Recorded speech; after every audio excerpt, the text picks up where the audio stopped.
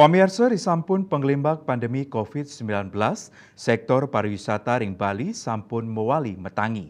Nanging di sejroning nagingin pebuat sektor inucap, pemekasnya ne lobster tangkap ring Bali ke kantenang Kantun Kirang.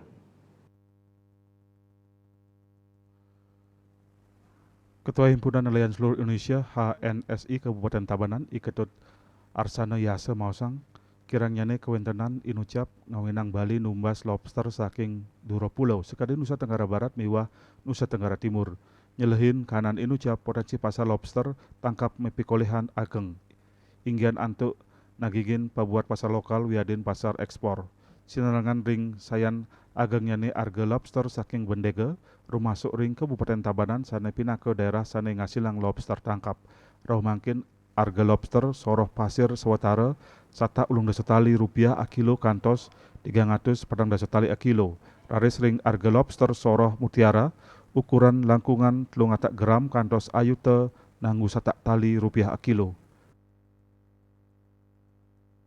Wisatawannya cukup banyak, jadi sekarang permintaan lobster cukup tinggi sehingga harga juga stabil.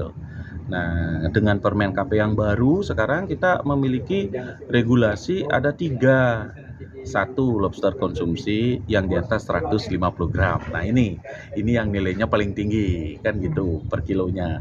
Nah, kemudian ada yang di bawah itu yaitu lobster di bawah size 150 gram, antara 90 sampai 150.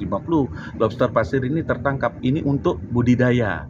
Jadi bukan dikonsumsi kecil-kecil tapi dibawa ke kerama budidaya. Ini potensi juga untuk pariwisata kita di Bali. Jadi potensi Ketut Arsana ngewohin tios pembuat lobster anggen ajengan potensi lobster taler side kelimbakang untuk budidaya keramba.